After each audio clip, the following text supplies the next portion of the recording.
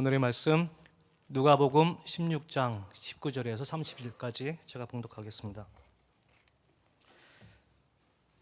한 부자가 있어 자색 옷과 고운 베옷을 입고 날마다 호롭게 즐기더라.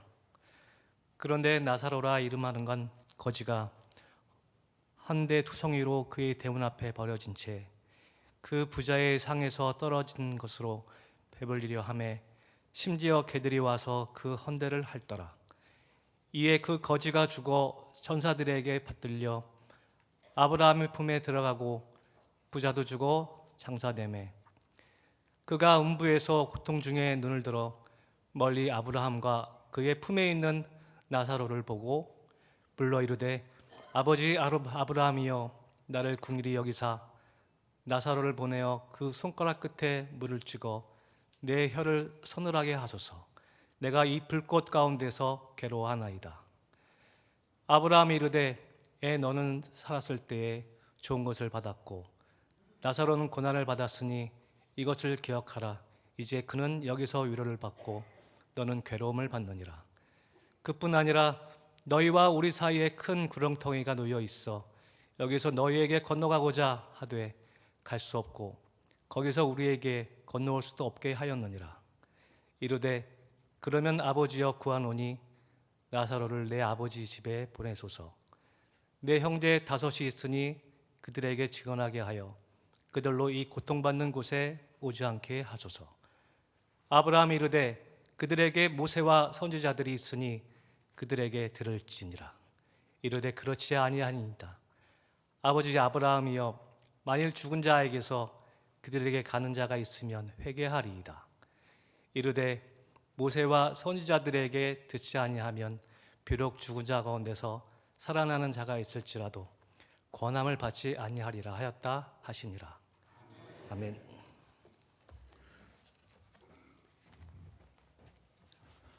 이 시간 말씀 듣는 시간입니다. 청량교회를 담임하고 계시는 우리 송준인 목사님 나오셔서 말씀 전해 주시겠습니다. 나오실 때 박수로 환영해 주시기 바랍니다.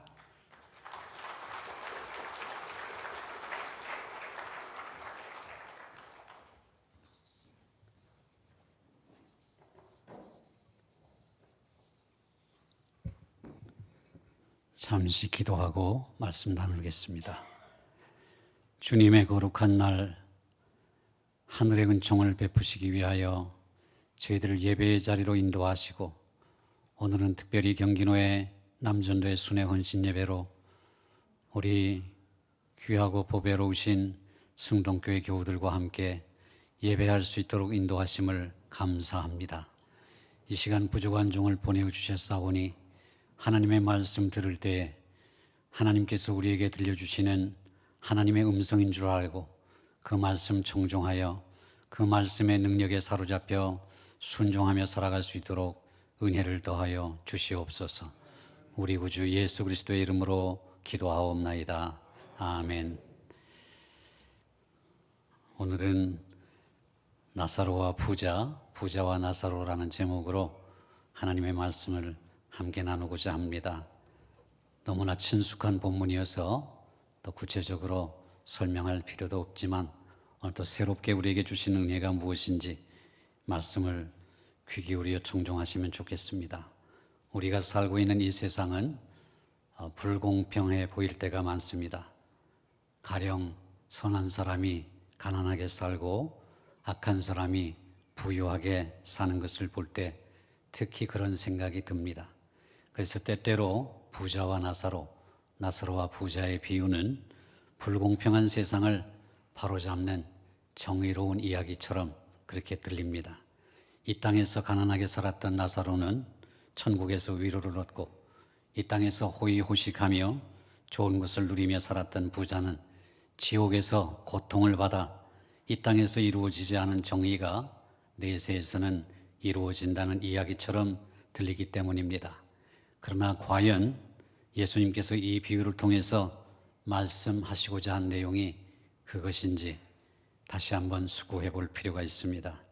예수님께서 이 비유를 통해서 말씀하시고자 한 것을 알아보기 위해서 우리는 오늘 본문의 문맥을 살펴볼 필요가 있습니다. 나사로 비유 앞에는 하나님과 만몬을 다룬 짧은 내용이 나옵니다. 누가복음 16장 13절입니다. 집 하인이 두 주인을 섬길 수 없나니 호기를 미워하고 저를 사랑하거나 호기를 중히 여기고 저를 경히 여길 것임이니라. 너희는 하나님과 재물을 겸하여 섬길 수 없느니라. 이 말씀이 오늘 비유의 바로 앞에 나오는 내용입니다. 만몬이라고 하는 것은 재물을 가리킵니다.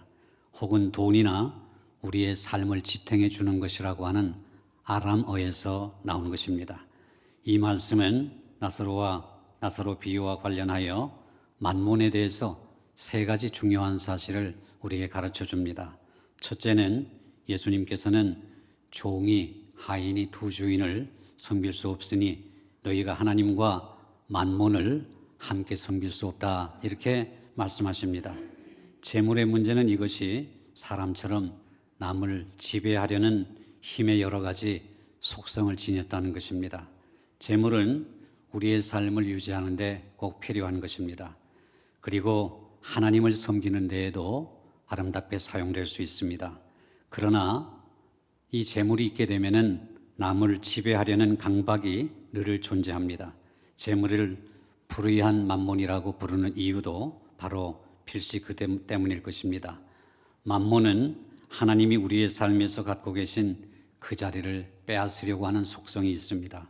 누구도 두 주인을 함께 섬길 수는 없기 때문입니다. 예수님께서는 이런 예리한 질문을 던지십니다. 너희가 불의한 만몬에도 신실하지 않으면 누가 너희에게 진리를 맡기겠느냐, 이렇게 묻고 계십니다. 예컨대 이런 것입니다. 이 말씀은 자기가 낼 세금을 속이는 자라면 결코 복음을 제대로 이해하거나 복음대로 살지 못하는 사람이라는 것입니다. 하나님 앞에서 재물에 신실하지 않은 자들이 하나님의 진리, 곧 더 큰 보화를 보여주시리라고 기대할 수 없다는 것입니다. 예수님의 또 하나의 강조점은 예수님은 너희가 다른 사람의 것에도 신실하지 않으면 너희 자신의 것으로 너희에게 줄 것이 무엇이 있겠느냐, 이렇게 말씀하십니다. 하나님이 물질을 지으셨기 때문에 모든 재물도 하나님의 소유입니다. 실제로 땅과 거기에 충만한 것이 하나님의 소유라고 시편 기자는 24편 1절에서 노래하고 있습니다.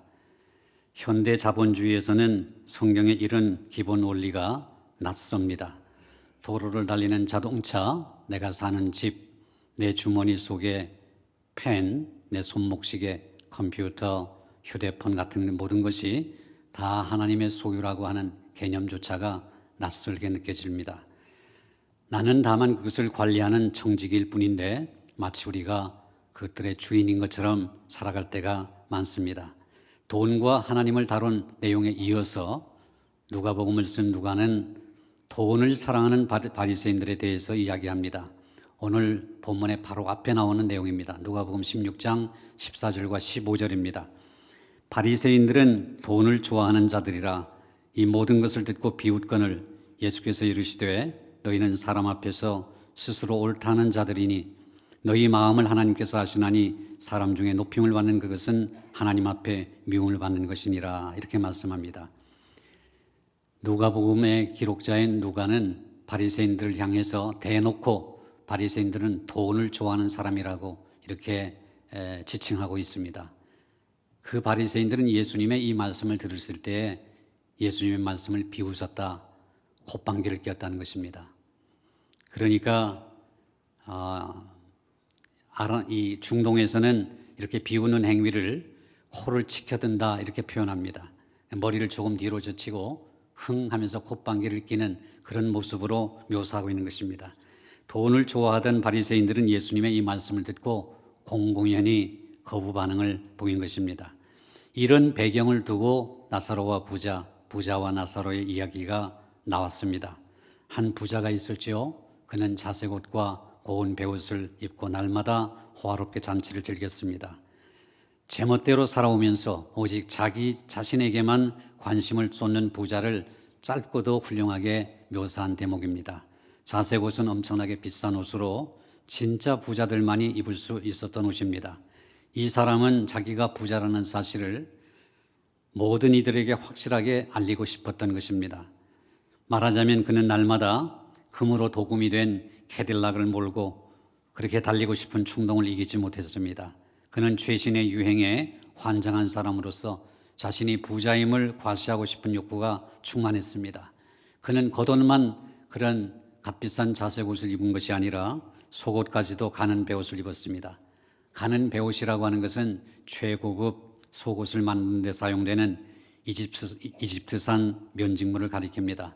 그는 속옷까지도 최고의 옷을 입었습니다. 겉과 속이 사람들에게 과시하고 싶은 욕구로 충만한 것을 나타내 보여줍니다. 그리고 이 부자는 날마다 호사스러운 잔치를 즐겼습니다. 우리는 이 대목에서 그랬구나라고 읽고 지나가지만 날마다 잔치를 즐겼다는 말 속에는 안식일을 지키지 않았다는 내용이 들어갑니다. 종들에게 단 하루도 쉬는 날을 주지 않았다는 것입니다. 부자에게는 제멋대로 살아가는 삶의 방식이 하나님의 율법보다 또 하나님의 계명보다 더 중요했던 것입니다. 한편 거지 나사로는 어떤 사람이었습니까? 부자의 대문 밖에서 병들고 주리며 천대받는 거지였습니다. 이 거지에게는 이름이 있었습니다. 나사로였습니다. 이 나사로는 예수님의 많은 비유 중에서 유일하게 이름을 가진 이 인물입니다. 선한 사마리아인 비유, 아버지와 맏아들과 탕자의 비유, 씨 뿌리는 자의 비유 모두가 익명입니다. 그러나 나사로만이 유일한 예외입니다. 따라서 그의 이름은 매우 중요한 의미를 지닙니다. 나사로라는 이름은 히브리어로는 엘르아살을 뜻합니다. 엘르아살, 그것을 그리스어로 번역한 것이 나사로입니다. 영어로는 레자러스라고 합니다. 이 엘르아살이란 히브리어는 무슨 뜻이냐면 하나님이 도와주시는 사람이란 뜻입니다. 그러니까 나사로라는 이름의 뜻이 하나님이 도와주시는 사람입니다. 나사로는 날마다 부자의 대문 앞에 누워 있었습니다. 가끔씩 던져주는 부스러기를 얻을 수 있었지만 늘 배가 고팠습니다. 그는 병이 들어 아프기까지 했습니다. 이름의 뜻과는 달리 하나님이 도우시기는커녕 버리신 사람처럼 그렇게 보였습니다. 나사로는 부자의 대문 앞에 눕혀져 있었습니다. 아마도 동네 사람들이 날마다 그를 그 대문에 데려다 주었고 밤이면 그를 어딘가로 데리고 갔을 것입니다. 나사로 주위의 사람들은 나름대로 최선을 다해서 그를 도와주었습니다. 그 동네에서 나사로를 치료하는 데 필요한 재산을 가진 사람은 오직 그 부자뿐이었던 것 같습니다. 이런 이유로 사람들은 날마다 그 부잣집 대문 앞에 그를 데려다 놓은 것입니다. 헌대가 가득한 나사로는 너무나 몸이 약해서 일어나 앉지도 못했습니다. 다만 그 부자의 식탁에서 떨어진 것으로 배를 채우려고 했습니다. 누가복음은 어떤 사람이 갖기를 원했지만 가질 수 없는 것을 나타낼 때 뭐뭐 하려 했다라는 표현을 자주 사용합니다.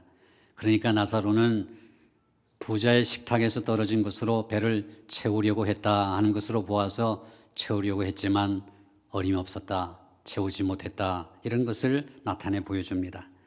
중동에서는 음식 찌꺼기라는 말을 들으면 곧바로 집을 지키는 개를 떠올립니다. 개들이 을에 남은 음식을 받아먹기 때문입니다. 나사로는 그 부자의 식탁에서 떨어진 음식 찌꺼기를 애타게 먹고 싶어 합니다. 하지만 그 음식 찌꺼기는 대부분 나사로의 몫이 아니라 개들의 몫이 되고 말았습니다. 아마도 먹다 남은 음식을 한두 번 받아먹었을지 모르나 그걸로 배부르리는 만무했습니다. 이 나사로는 병들고 가난했습니다. 가난한 데다가 몸까지 병들면 고통이 가중됩니다. 나사로에게는 희망이 보이지 않았습니다. 살아있는 것 자체가 고통이었습니다. 무엇보다 그의 가장 깊은 고통은 마음의 고통이었습니다. 중동의 전통 촌락은 지리산 다닥다닥 붙어 있었습니다. 나사로가 누워있는 대문에서는 매일 벌어지는 부자의 호사스런 잔치 소리가 잘 들렸음이 분명합니다. 나사로에게서 대문 한 칸만 지나면 날마다 기대에 누워 진탕 먹고 마셔야 되는 한 무리의 사람들이 있었지만 한편 나사로는 고픈 배를 움켜쥐고 아프고 지친 몸으로 꺼져가는 목숨을 간신히 부여잡고 누워서 그들이 주고받는 대화를 엿들었을 것입니다. 바로 이들은 날마다 그 부잣집을 드나들면서 그런 나사로를 지나치고 말았습니다. 그들은 실상 음식이 절박하지 않았습니다. 음식이 절박한 사람은 나사로였습니다. 도움은 늘 가까이 있었지만 나사로는 그 어떤 도움도 받지 못했습니다. 저는 박사학위를 하러 남아공을 갔을 때 거지들이 겪는 고통과 시련을 수도 없이 목격했습니다.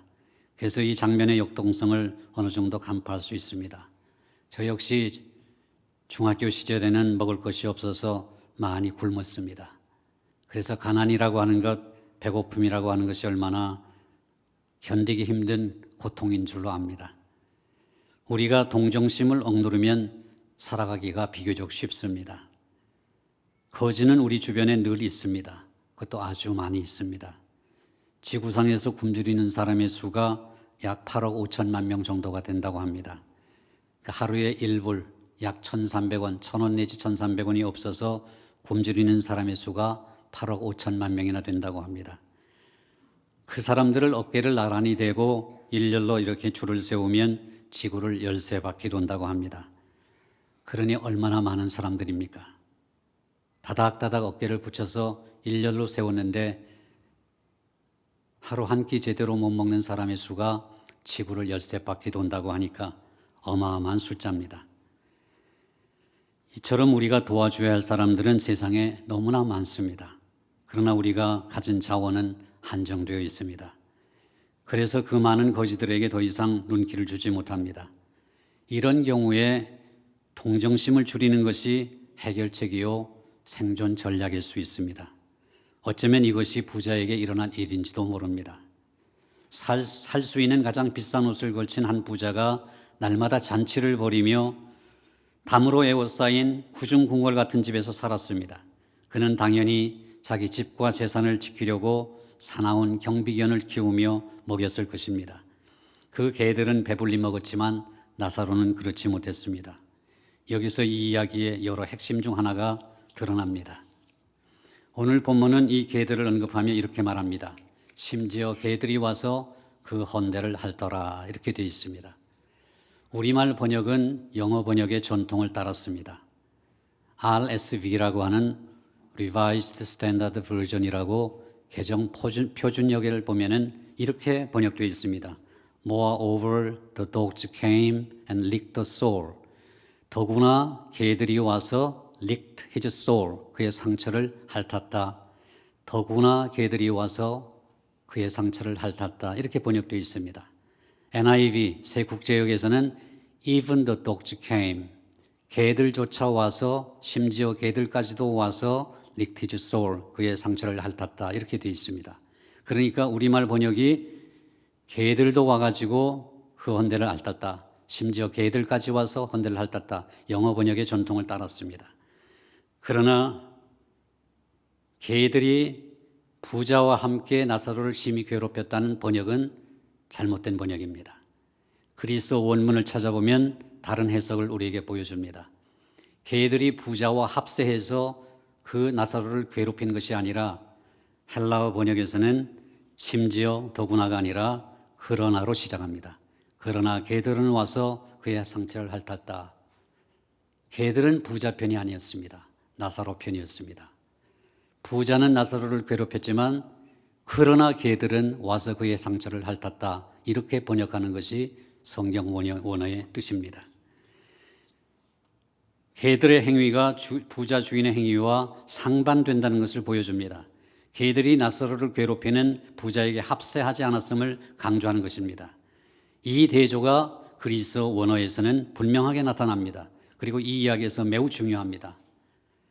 개들은 자기 상처를 스스로 핥습니다. 개들이 사람을 핥는 것은 애정의 표현입니다. 그러나 이보다 더 중요한 사실은 근래 과학자들이 침에 치료를 촉진하는 항생물질이 들어있음을 밝혀냈습니다. 개의 침에도 이와 같은 항생물질이 들어있습니다. 고대인들도 개가 상처를 핥으면 상처 부위가 더 빨리 낫는다는 것을 확인했습니다. 치료 여부를 떠나서 이 시대 이 사람들이 개를 대하는 태도, 그리고 나사로와 개들 사이의 놀라운 우정은 이 부분을 이해하도록 도우면서 확연한 대조를 보여줍니다. 부자는 나사로를 위해서 아무 일도 하지 않는 반면에 낯선이라면 무조건 공격하는 이 사나운 경비견들은 나사로가 친구임을 알아보고 그들이 할 수 있는 일, 즉 나사로의 헌대를 핥아준 것입니다.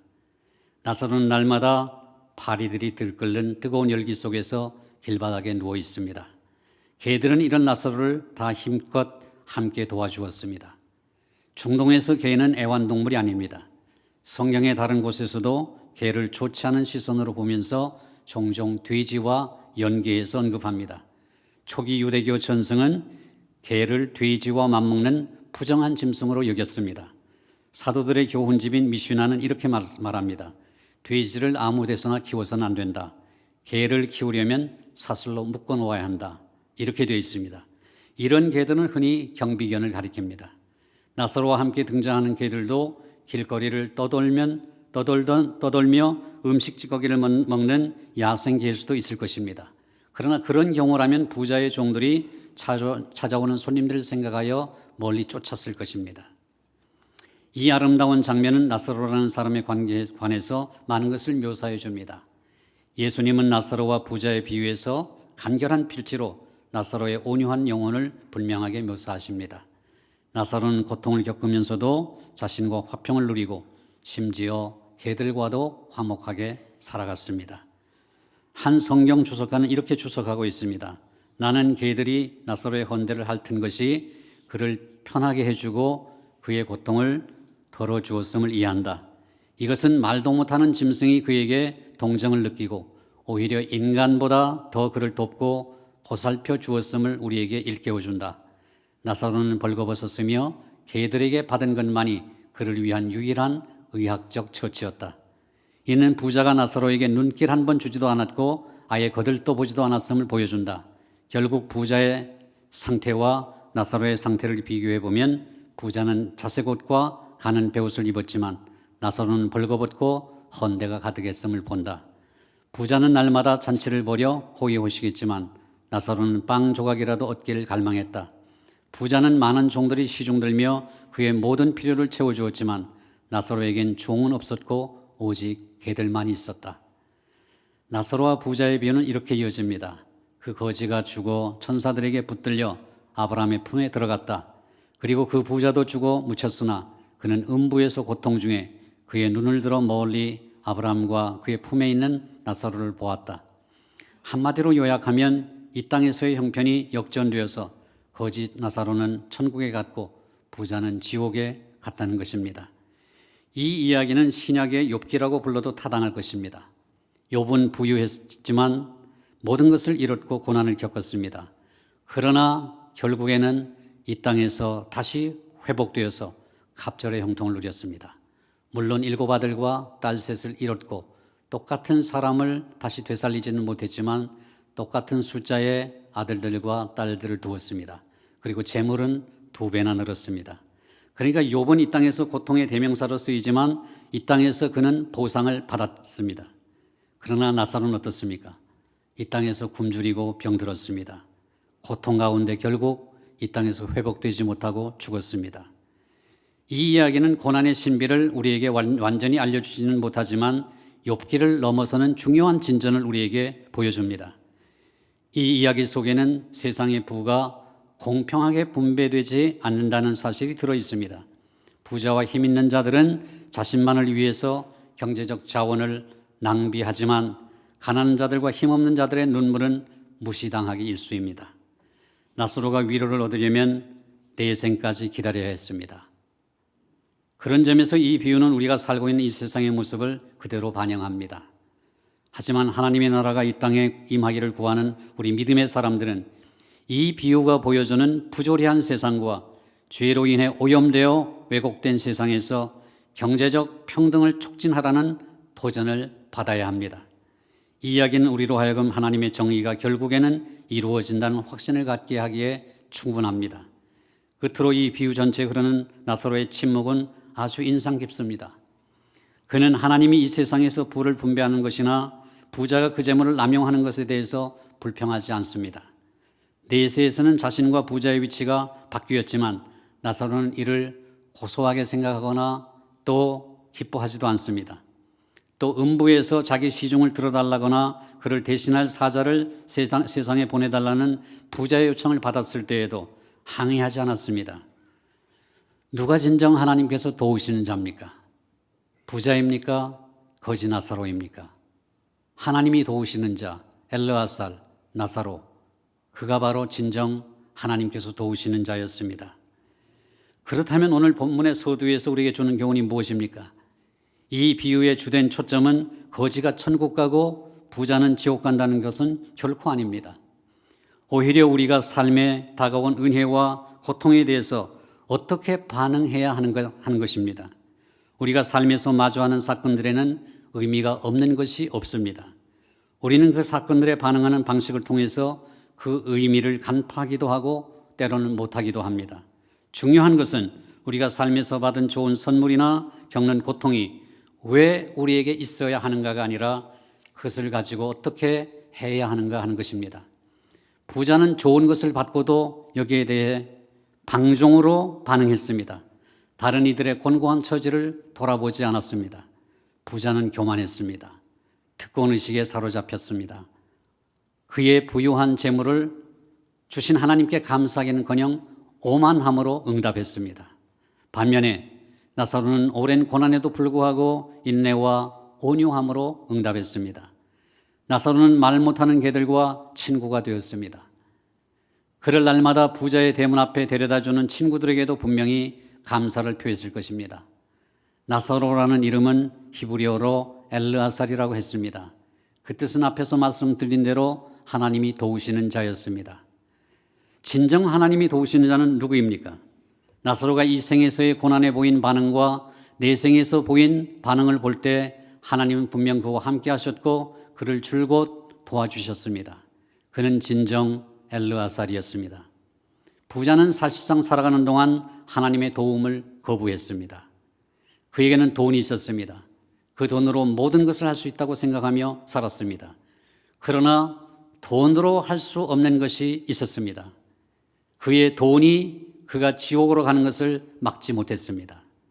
그리고 지옥에서 부자는 하나님이 도우시는 자가 되기를 매우 간청했으나 때가 너무 늦었습니다. 우리는 오늘 본문에서 부는 하나님이 주신 복이라는 공식과 이와 관련된 고난을 당하는 자는 죄가 많은 자라는 공식은 모두 철저히 거부해야 합니다. 이 이야기는 하나님이 복 주시지 않은 오만한 부자의 이야기임과 동시에 개들과 이웃과 천사와 아브라함에게 사랑과 섬김과 존중을 받는 겸손한 거지 그리고 병자의 이야기입니다. 성경은 적고 많음에 상관없이 부를 정죄하지 않습니다. 성경이 비판하는 것은 모든 재물이 하나님의 소유라는 사실을 알지 못하는 데 있습니다. 우리는 단지 그 재물의 청지기일 뿐입니다. 이 비유는 부가 사람을 부패하게 하고 눈멀게 할 수 있음을 보여주면서 사회적 책임을 지지 않는 부를 비판합니다. 부자는 재물을 가지고 사회 고위층의 도덕적 의무를 가리키는 노블리스 오블리제를 실천하지 않았고 방탕한 삶에 사용했습니다. 하나님이나 그가 사는 마을의 곤고한 자들은 안중에도 없었습니다. 심지어 그는 지옥에서도 여전히 회개하지 않은 채 계속해서 나사로를 자기 시중을 들어야 할 사환같이 종같이 취급했습니다. 만몬이 그의 주인이 된 것입니다. 하나님의 나라는 어디에서 시작됩니까? 먼저 우리 집 대문에서부터 시작돼야 합니다. 아니, 우리의 문지방에서부터 이루어져야 합니다. 우리의 삶은 지금 여기에서 끝이 나지 않습니다. 죽음 뒤에 우리의 삶은 영원히 계속됩니다. 그 영혼을 위해서 우리는 어떻게 살아야 합니까? 이 질문에 오늘 비유는 대답을 제공합니다. 그리고 그 대답을 요구합니다. 진정 하나님이 도우시는 자는 누구입니까? 기도하십시다. 주님, 오늘은 우리가 너무나 잘 알고 있는 나사로와 부자 이야기를 다시 한번 들었습니다. 익히 알고 있는 이야기지만 정말 묵상해 볼 만한 많은 교훈이 들어있는 줄로 압니다. 나사로와 부자의 이야기는 나사로와 우리가 삶의 현장에서 마주치는 고통과 풍요에 대해서 어떻게 반응해야 하는가를 잘 가르쳐 주는 이야기임을 믿습니다. 고통과 고난에는 인내가 필요하며 풍요와 번영에는 겸손함과 그 겸손함이 필요함을 일깨워 주셔서 감사합니다. 하나님이 도우시는 자라는 나사로의 이름을 통해서 그리고 나사로와 부자의 결말을 통해서 진정으로 하나님이 도우시는 사람이 어떤 사람인가에 대해서도 깨우쳐 주셔서 감사합니다. 하나님의 나라는 저 멀리 피 안에서 시작되는 것이 아니라 지금 여기에서 우리의 문지방에서부터 대문 앞에서 시작된다는 사실을 기억하고 고통과 고난 속에서도 소망을 잃지 않고 인내하며 풍요와 번영 속에서는 교만하지 않고 선한 청지기의 사명을 다하는 참된 믿음과 은혜를 베풀어 주시옵소서. 우리 구주 예수 그리스도의 이름으로 감사하며 기도하옵나이다. 아멘.